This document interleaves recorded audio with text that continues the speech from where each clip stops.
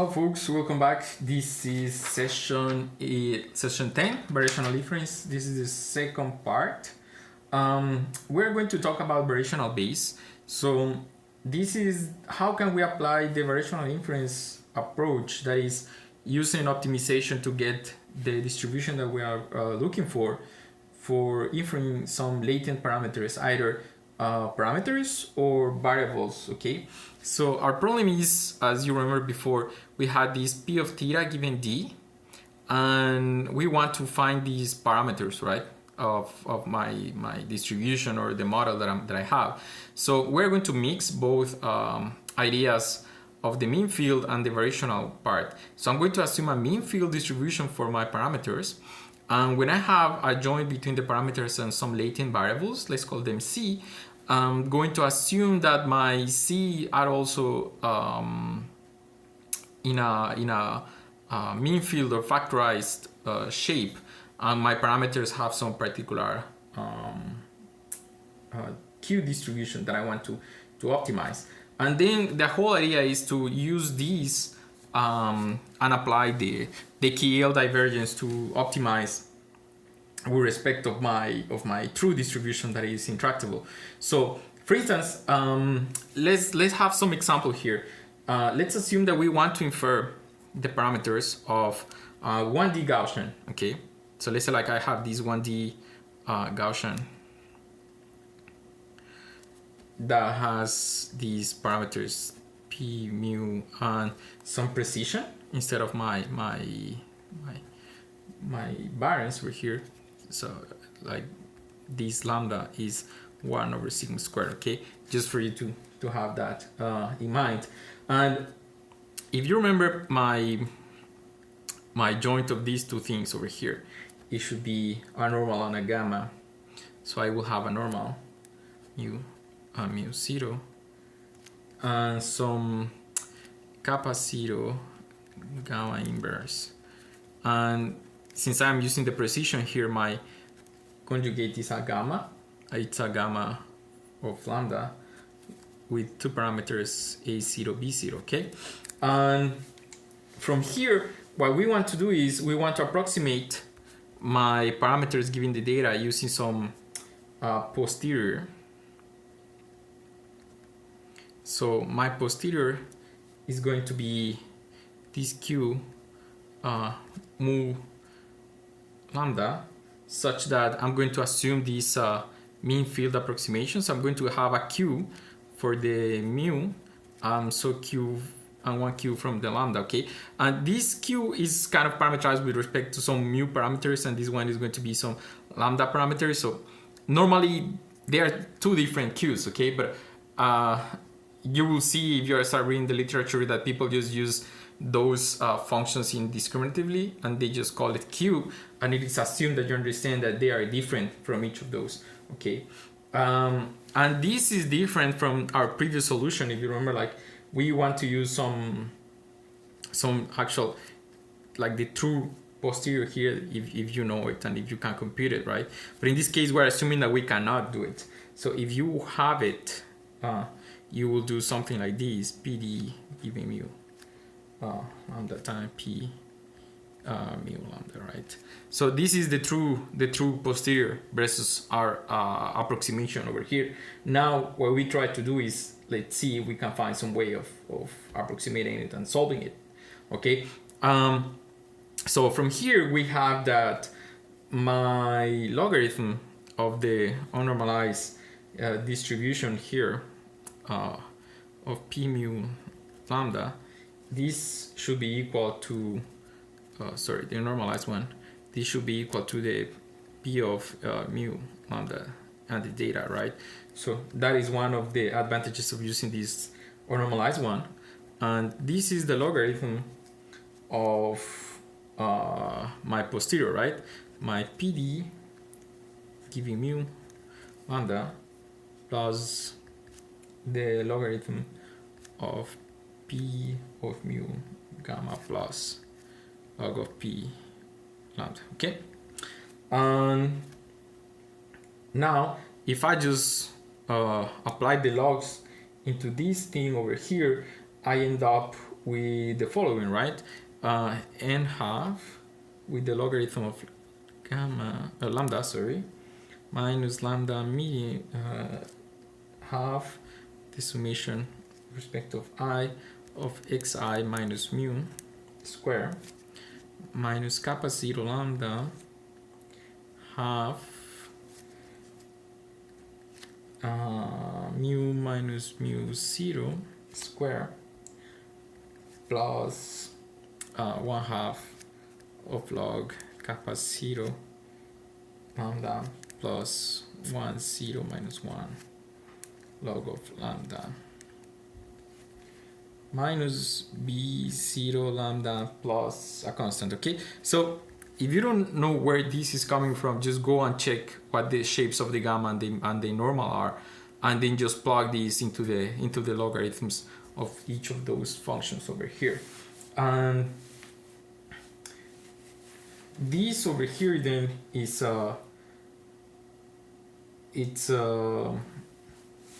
we can just group those together. So if we start, we can work, for instance, first the q mu and the q lambda. Our approach is going to be the following, right? So if this is the distribution that I have, I can take the expectation with respect of all the other variables, right? Since that's what the mean field was telling us. Just take the expectation and then use the logarithm of this distribution that you have. So if you remember from the previous session, what we find out was this. Given one of those parameters that you want to find, just compute the expectation of the exponentiation of this expectation over here. So if we are working with the log of qi, we just need to compute the expectation with respect of all the other parameters of the likelihood of the of our data, and that's it. So we can do the same thing here. If this is the function that we have, we just need to solve for each of those parameters. So let's say like my log of q mu is going to be what? It is going to be the expectation with respect of q lambda of this logarithm over here, right? So which ones depend on lambda here? So we are going to have this log of p d given mu lambda plus the log of p mu given lambda plus everything that does not depend on lambda is going to get out of this expectation, right? And I'm just going to call them a constant over here, because you will see later on that we don't need them to find the shape of the distribution that we want to obtain. So in here, what will happen is the following then. This is the expectation of what my kappa 0 times mu minus mu 0 square plus the summation of I of my xi minus mu square plus some constant again, right? So what we do over here is like we notice that this actually is a square with respect of mu, right? And that that's it, right? Like we have that value over there. Oh, sorry, I made a mistake over here. And this is multiplied by lambda.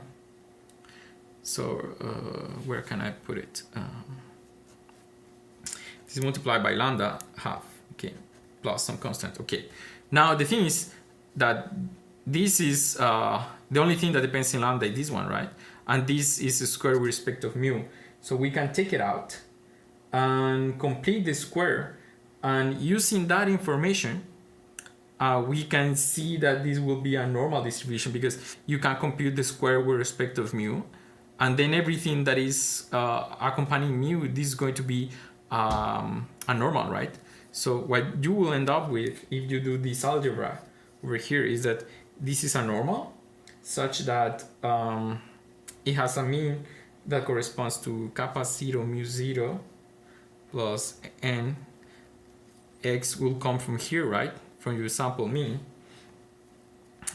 And over k0 plus n. So again, this is really similar to the things that we did when we were working with the Gaussians. If you don't remember this part, you can go and check that material, okay? And this, then my covariance here is kappa 0 plus n times the expected value of these q lambda of lambda. So it doesn't matter if we don't know yet what this value is, we can plug it in when we solve for lambda too, okay? And yeah, cool. So we solve this, and from here we can now go and work with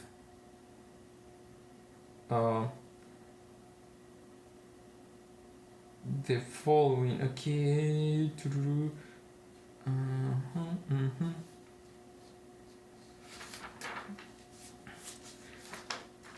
Okay, so now we can continue and do the same thing for log of q lambda, right? So this is the expected value with respect of q mu, and we just plug the logarithm of those values that depend on mu, okay? So this is the p of d giving mu lambda plus the log of p mu given lambda plus the log of p lambda plus some constant, okay? And as before, we can just try to group everything from here and push it inside of the expectation, and everything else we push outside. And if we can put stuff in that constant, okay? So this is going to be lambda half of the expected value with respect of q mu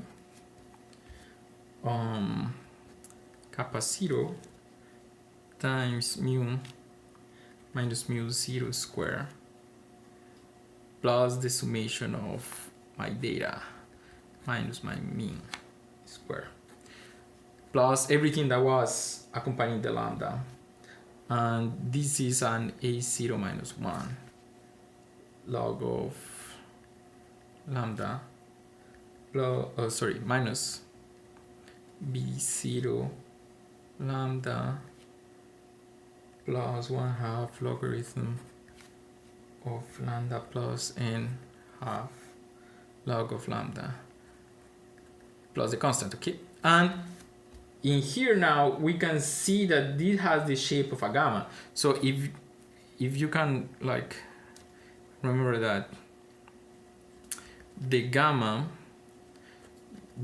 of some variable t with parameters a, b, it's defined as b up to a over the gamma of a times t a minus 1 e up to minus tb.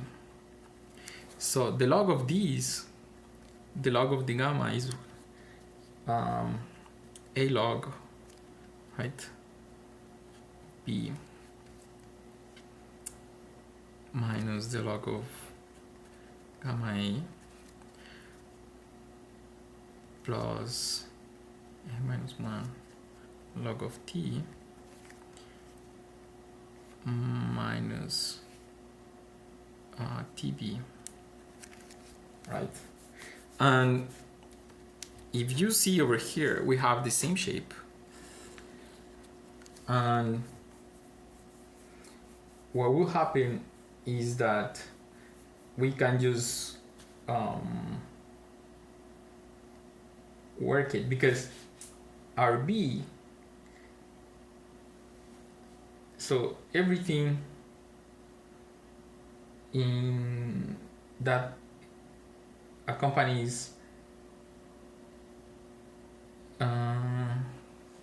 how can I explain this?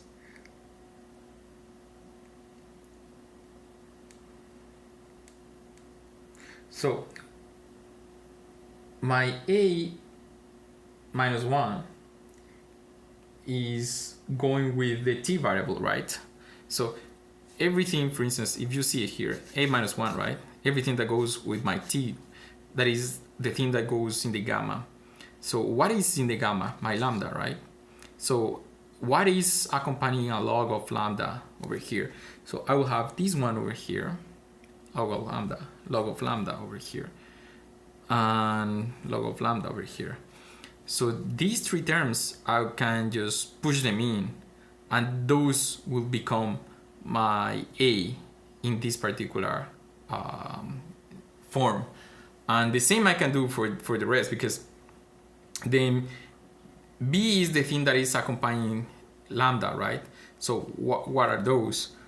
This is accompanying lambda, and this is accompanying lambda. That means like these terms over here, they should become b, and these terms over here, they should become a. So now I see that this is in the same shape as a gamma. So I can say that my function over here should be a gamma of lambda with parameters a0 plus n plus 1/2, and with b0 plus 1/2 the expected value of q mu and everything that was inside, that is kappa 0 mu minus mu 0 square plus the summation I equal 1 up to n of xi minus mu square. Okay, and now from here we know that my expected value of q lambda of lambda is the expected value of the gamma, and the expected value of the gamma is nothing else but an over bn, where this thing over here is an and this thing over here is bn. Okay, so I have my an already, right? Because it doesn't depend on anything. Now I need to find the bn and the values from the other parameter, from the mu. So from here I can just simply solve it, and my mu n, my mu n, I already have it from the previous one, right? My mu n is this thing over here, right? So this mu n is what? It's going to be kappa 0 mu 0 plus n x bar over kappa 0 plus n. Kn, my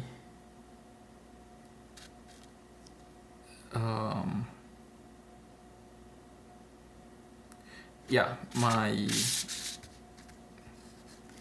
distribution over here, my covariance, is going to be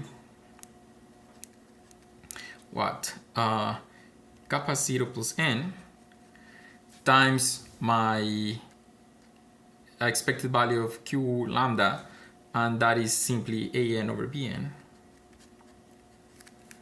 right? And now, so an, that is this over here, just a0 plus m plus 1/2. Bn, that is a little bit kind of complex over here, but still doable, is b0 plus 1/2 of what? So this expected value over here, I can just simply expand it. So it's going to be the kappa 0 expected value of mu square.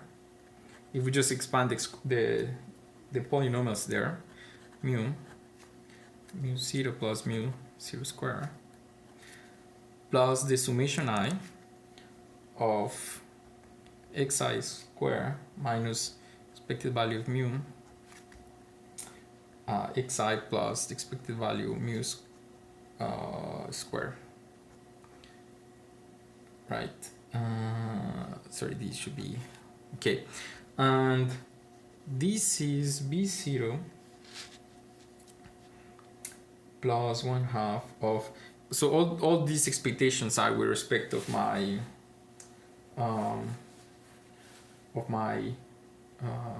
Q mu distribution, right? So this square over here is 1/kn plus square of mu k, right?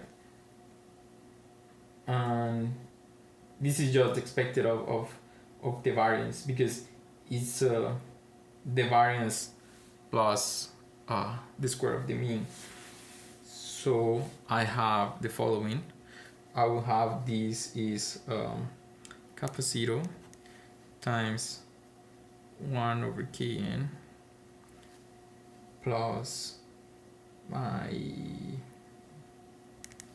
mu n square minus 2 mu n, right? The expected value of mu times mu 0 plus mu 0 square plus the summation I of xi square minus again mu n xi plus mu n square, right? And this again, I can factor this, so it's b0 plus 1/2 of kappa 0 1/kn plus mu n minus mu 0 square plus, and the same thing over here, right? Sigma I xi minus mu n square plus 1/kn. Okay, and that's it. So finally, if you want to put this in a nicer way, this is b0 plus 1/2 kappa 0 over kn plus kappa 0 over 2 over mu n minus sigma 0 square plus n over kn plus the summation I of xi minus mu 0 square. So now you have all the parameters that you have from for the inference, right? You have that your mean depends only on the data, and similarly that an also depends only on the data that is coming and from the prior distribution, and then using that information you can find what is the standard deviation, and then you just plug that to find also the beta parameter of your optimization problem. And then you can use this to find what is the approximate value of this posterior over here, right? And you can do it without having to deal with the original distribution. Okay, so we will continue in the next part.